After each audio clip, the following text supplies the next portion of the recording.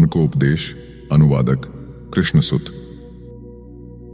हे मन, सत्संग कर, इससे दुर्जन की मति भी बदल जाती है। इसके प्रभाव से बुद्धि और भावनाएं दोनों सन्मार्गगामिनी होती हैं। यह महाक्रूर विकराल काल का भी उन्मीलन कर देती है। भय से सब ब्रह्मांड व्याप्त है। जो उसके परे है और जिसके दर्शन से भय का नाश और द्वैत का अभाव होता है, उसका आनंद संत ही लूटते हैं। श्रेष्ठ साधु संत जीवों के उद्धारार्थ स्पष्ट सत्य कह चुके हैं, फिर भी जीव अज्ञानी ही रहा।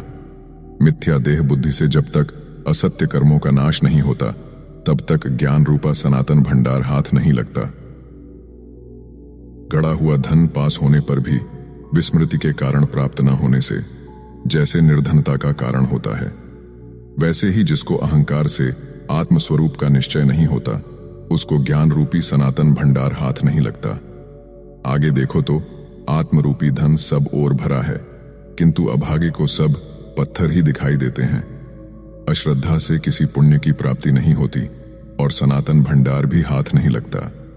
आत्मधन अपने पास होते हुए भी अप्राप्त है। त्रिगुणमयी माया के बंधन से देह दुख भुगतना पड़ता है। मनोवृत्तियां भी माया के बाहर नहीं जाती और अहंकार के कारण आत्मधन प्राप्त नहीं होता। श्री समर्थ रामदास कहते हैं कि अहंकार के कारण अप्राप्त रहने वाला यह आत्मधन सद्गुरु के कृपा रूपी अंजन के बिना नहीं मिलता। अतएव ऐसे ज्ञानी सद्गुरु की शरण जा, तब वह सहज ही प्राप्त हो जाएगा। जब तक अहंकार और संशय इन दोनों का नाश नहीं होता, तब तक हठ करने से इसकी प्राप्ति नहीं हो सकती। अविद्या के कारण लोगों को इसका भान नहीं होता। भ्रमवश हित भी नहीं समझते। बिना परीक्षा किए ही मनुष्य मिथ्या को सत्य मानकर चलता है, किंतु सत्य को मिथ्या कौन कह सकता है। जगत में सत्य क्या है, इसकी आदरपूर्वक खोज कर ऐसा करते करते भगवान के दर्शन हो जाएंगे। फिर अज्ञानादि भ्रमों का नाश हो जाएगा। जन्मांतर से प्राणी विषय चिंतन करता चला आ रहा है। अज्ञान और अहम भाव में इसका जन्म हुआ। विवेक से आत्मस्वरूप में लीन हो जा, क्योंकि ब्रह्मभूत होने के बाद जीव का पुनर्जन्म नहीं है। हे मन, आंखों को दिखने वाला तथा अदृश्य जगत कोटि कल्प तक रहने वाला नहीं। जिसके आकार है वह सभी कालवश होगा। भविष्य में कुछ भी रहने वाला नहीं है। अतएव जो अनंत और शाश्वत है, उसी की खोज कर। जो फूटता नहीं, टूटता नहीं, चलता नहीं, हिलता नहीं, जो सब ओर भरा हुआ है पर समझ में नहीं आता, और जो अद्वितीय है, उस एक रूप ब्रह्म को ढूंढ और उसका दर्शन प्राप्त कर। हे मन, जो निराकार है, जो ब्रह्मादि का आधार है, जिसका वर्णन करते करते वेद भी थक गए, उसको ढूंढकर उसके साथ विवेक से तद्रूप हो जा। हे मन, जो चर्म चक्षु से नहीं दिखता, जहां ज्ञान चक्षु भी काम नहीं देते, देखते ही दृष्टा, दृश्य और दर्शन एक हो जाता है, उस अनंत और शाश्वत की खोज कर। जो पीला, सफेद, श्याम या नीला नहीं है, जो न व्यक्त है न अव्यक्त है, किंतु जिस पर विश्वास रखने से मानव मुक्ति पाता है, उस अनंत शाश्वत पर ब्रह्म की खोज कर। प्रेम पूर्वक साधु संतों की शरण लेने से, सर्वदा निश्चय पूर्वक सत्य की खोज करने से और मन को बोध करने से ज्ञान प्राप्ति होती है। हे मन, कोरे शब्द ज्ञान तथा कौशल से काम नहीं चलता। अंतर में उसका निश्चय होना चाहिए। सब में व्याप्त रहने वाले सार का संकलन कर। शरीर ज्ञान, तत्व ज्ञान, गायन वादनादि ज्ञान, अष्टांग योग साधन, यज्ञ याग, भोगों का त्याग आदि साधनों से सच्चा समाधान नहीं होता। यह तो सत्समागम में ही होता है। संत समागम करके संतों के मुख से महावाक्य, तत्व ज्ञान, सृष्टि ज्ञान आदि का श्रवण करना चाहिए। द्वितीया का चंद्रमा न दिखता हो तो उसको कुछ संकेत से ही बतलाया जाता है। जगत में जो दिखाई नहीं देता, उसी को ढूंढ कर देख। अच्छी तरह से देखने पर वह गुह्य तत्व व्यक्त हो जाता है। हाथ से पकड़ने जाएं तो नहीं मिलता और जगत में व्याप्त होता हुआ भी ध्यान में नहीं आता। उसको मैं जानता हूं, ऐसा कहने वाले को मूर्ख समझो। जो तर्क के परे है, उसको तर्क से कोई कैसे जान सकता है। देखने से अहंकार के कारण यह दिखाई नहीं देता। उसके दर्शन के बाद मनुष्य उससे भिन्न नहीं रह सकता। खोज के निमित्त शास्त्र बहुत से हैं, किंतु उनमें एक वाक्यता नहीं पाई जाती। परस्पर विरोधी शास्त्र ज्ञान से मताभिमानी लोग झगड़ते हैं, किंतु सच्चे ज्ञान का अनुभव होते ही मन की गति कुंठित हो जाती है। हे मन, अहंकार छोड़ दे। उपनिषद, न्यायशास्त्र, तर्कशास्त्र, स्मृति, वेद वेदांत आदि के वचन परस्पर विरोधी हैं। शेष ने भी मौन धारण किया है। जिसने अहंकार की मक्षिका भक्षण कर ली है, उसको भोजन की रुचि कहां से हो। जब तक चित्त का अहम भाव नष्ट नहीं होता, तब तक ज्ञान अंतःकरण में स्थिर नहीं हो सकता। हे मन, खेद उत्पन्न करने वाले वाद विवाद को छोड़, उनके भेद चित्त को विचलित करते हैं, उन्हें छोड़।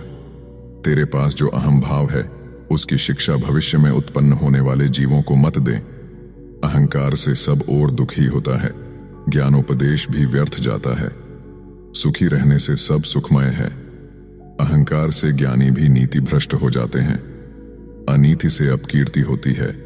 ज्ञान के कारण वह मन में खूब समझता है कि अपना व्यवहार अप्रामाणिक है। स्वयं देह है, यह निश्चय दृढ़ हो गया। देहातीत आत्मा के हितकारक ज्ञान से वंचित रहा। देह के स्थान में अपना आत्मा है, यह निश्चय होना चाहिए। सर्वदा सज्जनों की संगति रख। मन जिन विषयों का चिंतन करता है, उन्हें त्याग दे।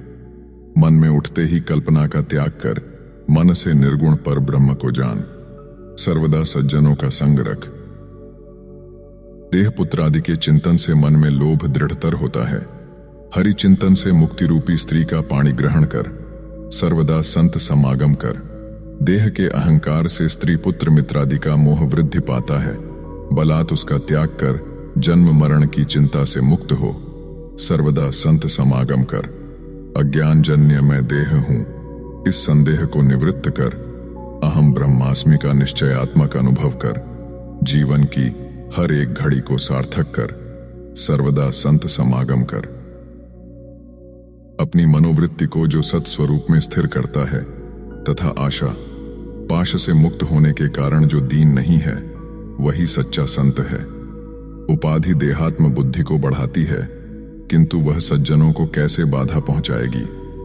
अनंत शुद्ध स्वरूप ब्रह्म का ज्ञान संतों से ले। अहंकार के प्रापंचिक विस्तार का निराकरण कर देहात्म बुद्धि न रखते हुए निर्गुण पर ब्रह्म का चिंतन करना चाहिए। देह बुद्धि का ज्ञान से त्याग कर विवेक से परब्रह्म की प्राप्ति कर। वृत्ति सदा तदाकार नहीं रहती, अतएव उसी का चिंतन करता रह। सारभूत सत्य ब्रह्म गुह्य है। चर्म चक्षु से दृश्याभास मात्र होता है। आभास सहित निर्गुण ब्रह्म का इससे आकलन नहीं होता। अहंकार रहते कभी उसकी कल्पना नहीं हो सकती। विषयानुगामी कल्पना अविद्या है, ब्रह्मानुगामी कल्पना सुविद्या माया है।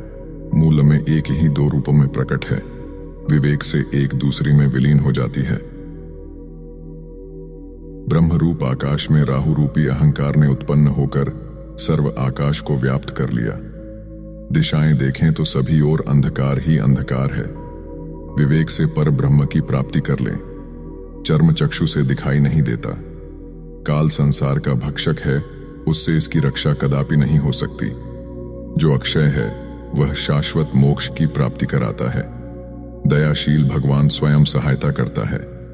ब्रह्मा सृष्टि की रचना करता है और मानवों के भाल प्रदेश पर उनका भविष्य लिखता है, किंतु ब्रह्मा के भाल प्रदेश पर कौन लिखता है। संहार काल में शंकर भगवान सबका नाश करते हैं, किंतु शंकर भगवान को अंतर्धान करने वाला कौन है। जगत में 12 आदित्य, 11 रुद्र और इंद्र तो अगणित हैं। इन सब का जो स्वामी है वह बहुत ढूंढने पर भी नहीं मिलता। ईश्वर कभी टूटता नहीं, फूटता नहीं, हिलता नहीं, चलता नहीं, कभी दीन नहीं होता, आंखों से दिखता नहीं और अहंकार से तो कभी दिखेगा ही नहीं। जिसको ईश्वर का जो स्वरूप रुचिकर मालूम होता है, वह उसी का पद पूजन अर्चना आदि करता है, किंतु सत्य देव को कोई भी कभी नहीं ढूंढता। जगत में अनेक कोटि देवता हैं। जिसको देवता का जो स्वरूप जचता है, वह उसी की भक्ति को श्रेष्ठ मानता है। जिससे त्रिलोकी की उत्पत्ति हुई, उसको कोई नहीं जानता। सर्वश्रेष्ठ भगवान अदृश्य है, वह बिना गुरु कृपा के नहीं दिखता। बड़े शक्तिशाली और मंत्र देने वाले बहुश्रुत गुरु चाहिए जितने मिलेंगे। मन में द्रव्य का लोभ रखकर बहुत से मंत्र तंत्र बतलाने वाले ही मिलेंगे। इनमें से कोई भी मुक्ति मार्ग बतलाने वाला नहीं होता। मांत्रिक, फंसाने वाला, द्रव्याभिलाषी, निंदा और मत्सर करने वाला, भक्तिहीन, उन्मत्त, व्यसनी और जिसकी संगति से अहित होता है, ये सब झूठे हैं। जो सच्चा ज्ञानी है वही साधु है। वृथा बात करने वाला, मन में इच्छा रखने वाला, कर्महीन वाचाल वास्तविक गुरु नहीं है। जैसा कहता है वैसा ही आचरण करने वाला साधु सच्चा है। हे मन, इसे विचार कर देख। भक्ति ज्ञान वैराग्य युक्त, दयाशील, जितेंद्रिय, क्षमावंत, योगी, सर्वश्रेष्ठ, दक्ष, कुशल गुरु के सानिध्य से समाधान प्राप्त होता है। साधु मुख से असत्य का सारस्वरूप, सत्य तथा अज्ञान का सारस्वरूप ज्ञान प्राप्त होता है। अनिर्वचनीय होते हुए भी उसकी चर्चा करने की इच्छा होती है। हे मन, ऐसे परब्रह्म की तू खोज कर। भयातीत और चिंता रहित आत्मरूप राम रूप में लीन हो। जगत में वह दिखाई नहीं देता है, क्योंकि जहां द्वैत भाव नहीं है वहां वही है। हे मन, खोज करने से ज्ञान होगा कि राम सदा ही साथ है। राम की और तेरी अखंड एक रूपता है, किंतु अहंकार छोड़ने से इसका भान होगा। पंच महाभूत और पांच भौतिक देह की एक रूपता है, किंतु सत्स्वरूप इन सबसे अतीत है। इस दृश्यभूत संसार को देखो, किंतु इसमें आसक्ति रहित जीवन व्यतीत कर सुख से रहो। ज्ञान खड्ग से मैं देह हूं, इस कल्पना का छेदन कर और विदेह स्थिति में भक्ति मार्ग का सेवन कर। जो कुछ निंद्य है उसका विरक्ति के बल से त्याग कर और आसक्ति रहित सुख में जीवन व्यतीत कर।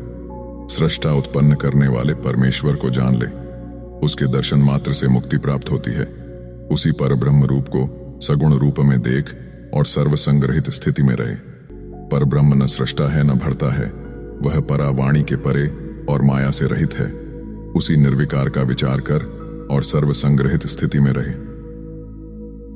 जिसकी देह बुद्धि नहीं छूटती, उसको कल्प के अंत तक भी ज्ञान की प्राप्ति दुर्लभ है। अहंकार से परब्रह्म का ज्ञान नहीं होता और मन में भरा हुआ अज्ञान नष्ट नहीं होता। जिसके अचल स्वरूप का मन आकलन नहीं कर सकता, उसका ध्यान तरूप होकर ही करना चाहिए। उसके लिए सभी उपमाएं अनुपयुक्त हैं। उसमें अहंकार तथा संग की संभावना नहीं। परब्रह्म को जानते हैं या नहीं जानते, ये दोनों ही बातें कहते नहीं बनती। वेद, शास्त्र और पुराण उसका वर्णन नहीं कर सकते। वह दृश्यातीत है।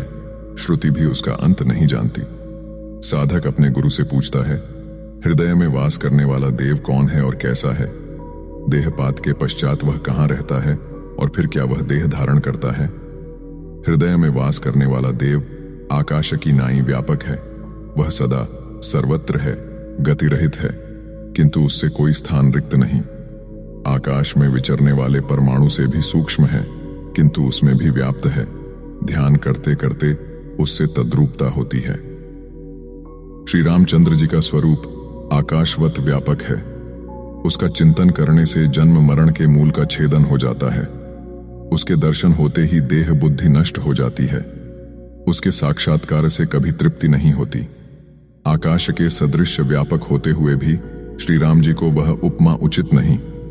व्याप्य वस्तु बिना व्यापकत्व नहीं, और वह तो एक ही है, अतएव वह उपमा भी व्यर्थ है। वह सनातन स्वरूप सर्वत्र भरा हुआ है। उसके विषय में तर्क नहीं हो सकता। वह अत्यंत गूढ़ है, फिर भी श्री गुरु कृपा से सुलभ है एवं अंतर में उसका अनुभव हो सकता है। ज्ञान प्राप्ति के पश्चात उसका अनुभव होता है। वहां सर्वसाक्षी जो तुर्यावस्था है उसका लय होता है। इतना ही नहीं, उन्मनावस्था का भी वहां लय होता है और जगत राममय दिखाई देने लगता है। सत्स्वरूप के अनुभव के अनंतर द्वैत नहीं रहता। चिरकाल के पश्चात आपकी भेंट हुई है। इससे विदेहावस्था प्राप्त होकर मन सहित सर्व शरीर शीतल होता है। हे मन, तुझे परमेश्वर का अनुभव हो गया है, किंतु श्रवण, मनन, निदिध्यासन और सत्संगति से उसको दृढ़ करने के लिए तुझे प्रयत्न करना चाहिए। ऐसा करने से जगत में तू धन्य कहलाएगा। हे मन, प्रपंच का संग छोड़ दे और आदर पूर्वक सत्संगति कर। इससे महादुख का निराकरण होकर अनायास सन्मार्ग प्राप्त होता है। हे मन, यह सत्संग प्रापंचिक संग से मुक्त करने वाला तथा मोक्ष देने वाला है। भव सागर से साधकों को छुड़ाने वाला और द्वैत भावना का समूल नाश करने वाला है। इस मनोबोध को श्रद्धा युक्त सुनने से दोष भाग जाएंगे, मूढ़ जीव साधना के योग्य होंगे, ज्ञान, वैराग्य और सामर्थ्य की वृद्धि होगी एवं सब मोक्ष सुख का अनुभव करेंगे। ओम शांति विश्वम।